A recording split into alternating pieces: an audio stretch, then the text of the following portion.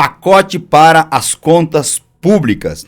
Pagar contas, evitar a perda de arrecadação e cumprir a meta de déficit fiscal em 2024.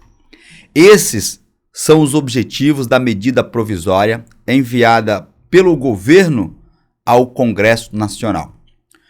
Só se falam nisso ultimamente na internet e aqui eu quero contribuir no sentido de esclarecer do que se trata essa PEC que vocês certamente ouvirão falar muito ainda dela nos próximos dias, chamada PEC das contas públicas do governo federal. Essas medidas, elas foram detalhadas por uma entrevista que o ministro da Fazenda, Fernando Haddad, concedeu. Eu já vou soltar na sequência, inclusive, um trecho da fala do ministro Fernando Haddad, bem como eu preparei uma arte em PowerPoint para vocês explicando os detalhes, com porcentagens, números e algumas medidas mais detalhadas, e eu vou mostrar aí na tela do seu dispositivo. Mas antes de mostrar tudo isso aí para vocês, eu fiz um resumão e é importante que vocês tenham conhecimento dessa introdução. Vejam, essa medida provisória, ela inclui 3 propostas. Vamos lá, a primeira proposta anula os efeitos da lei de desoneração da folha de pagamento de 17 setores e cria uma nova reoneração gradual. Então vocês viram aí na imprensa isso que foi divulgado sobre a desoneração da folha de pagamento, que significa, para que todos compreendam a partir da mesma página, desonerar, pagar menos impostos. Com isso, as empresas acabam contratando mais e produzindo mais, porque a carga tributária do Brasil é muito grande, notadamente no que se refere aos empresários. Essa medida de reoneração, desoneração e reoneração da folha, ela oferece uma isenção fiscal somente sobre o primeiro salário mínimo recebido pelo trabalhador, como explica o ministro Fernando Haddad na sequência.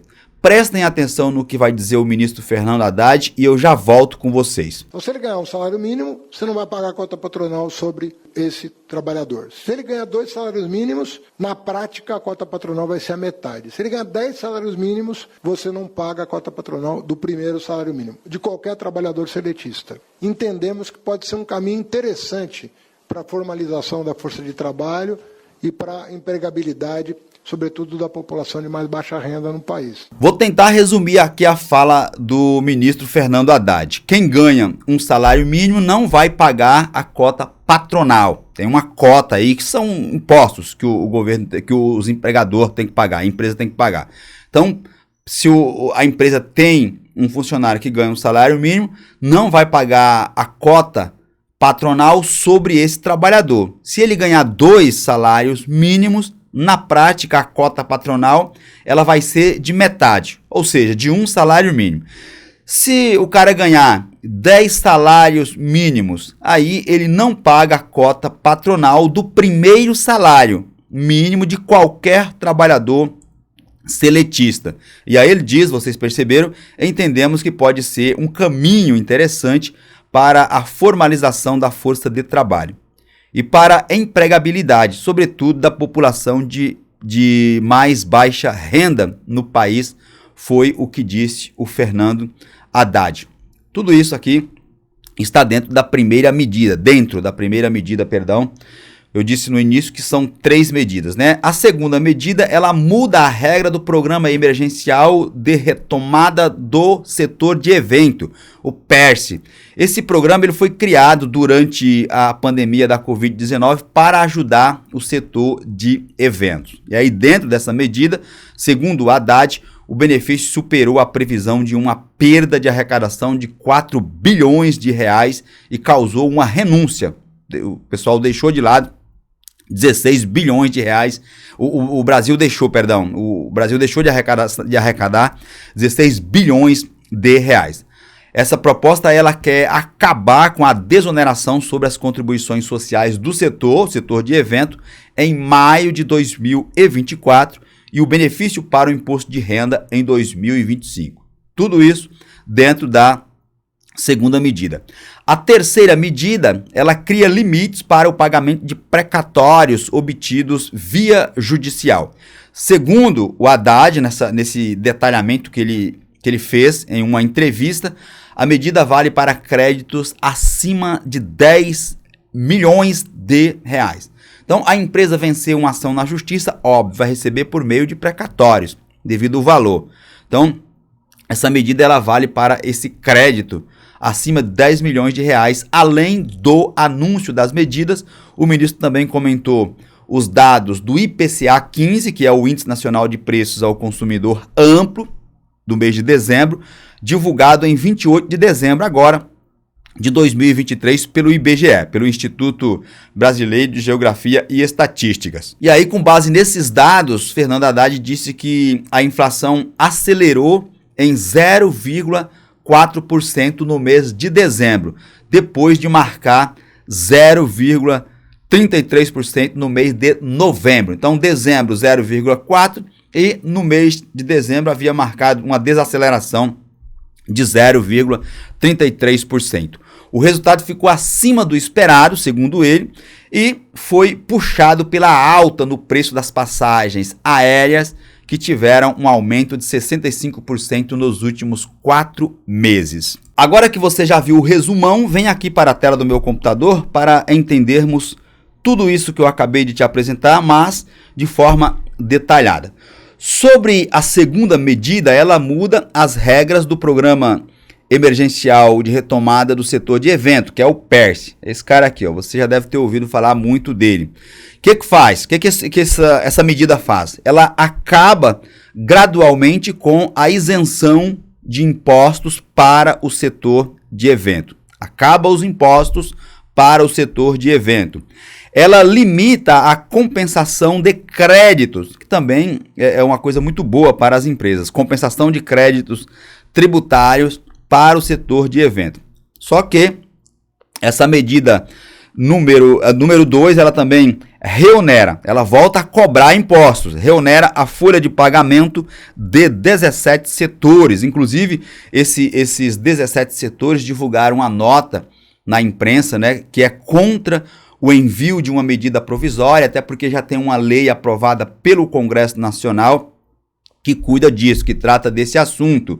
Eles entendem, e até o Congresso Nacional, o Rodrigo Pacheco, chegou a se manifestar nesse sentido, disse que depois do recesso vai se debruçar melhor sobre essa questão, vai se reunir aí com tanto os técnicos do setor jurídico do Congresso Nacional, bem como com lideranças políticas, a fim de verificar se há alguma irregularidade. Ele inclusive utilizou a palavra estranheza, ele acha estranha a medida provisória porque já tem uma lei tratando do assunto. A medida provisória, ela é impositiva, ela passa a valer imediatamente. Então, se tiver uma lei tratando do mesmo tema, a medida provisória vai sobrepor, né, em cima dessa lei, e os congressistas não acham isso normal, porque eles acreditam que o governo deveria discutir a matéria e criar uma lei com essas regras, e não por meio de medida provisória, porque é impositiva. É como se estivesse obrigando eles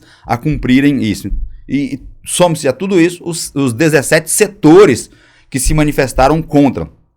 Esses 17 setores, somente para números, e eu trouxe aqui para vocês, somam mais de 9,24 milhões de trabalhadores. Muitas pessoas envolvidas nisso aí, por isso que o setor se manifestou.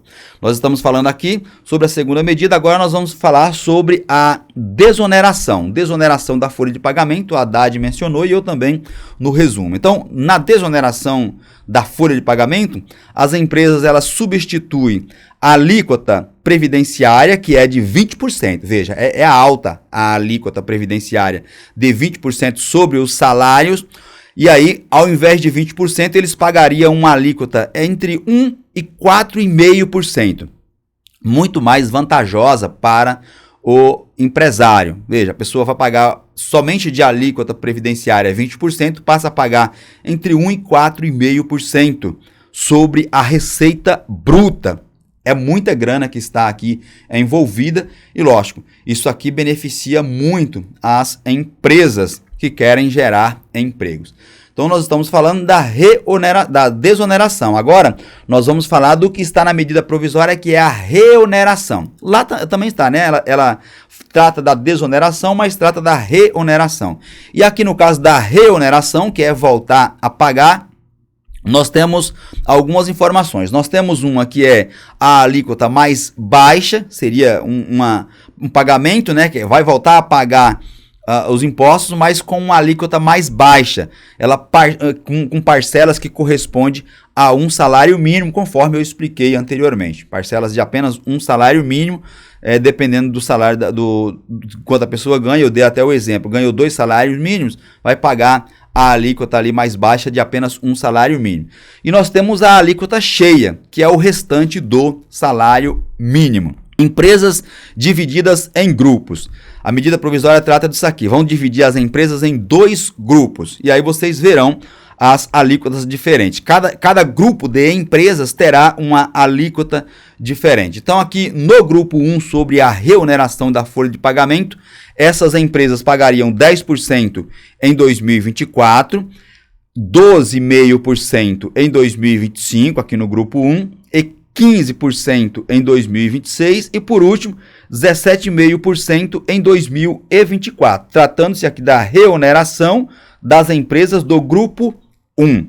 E agora nós temos a reoneração das empresas do grupo 2. Aqui no grupo 2, as empresas pagariam 15% em 2024, 16,25% em 2025, 17,5% em 2026 e 18,75% em 2027. Seria progressiva essa alíquota para as empresas do grupo 2. Foram divididas aí as empresas em 2 grupos distintos. Essa medida provisória já foi enviada para o Congresso Nacional e agora, na volta do recesso, irão discutir se ela é ou não constitucional, se vão discuti-la ou se entrarão em um acordo aí para que ela deixe de existir. De qualquer forma, a medida provisória ela tem validade, né? Se votarem durante a sua validade para que ela se transforme em lei, ela passa a valer.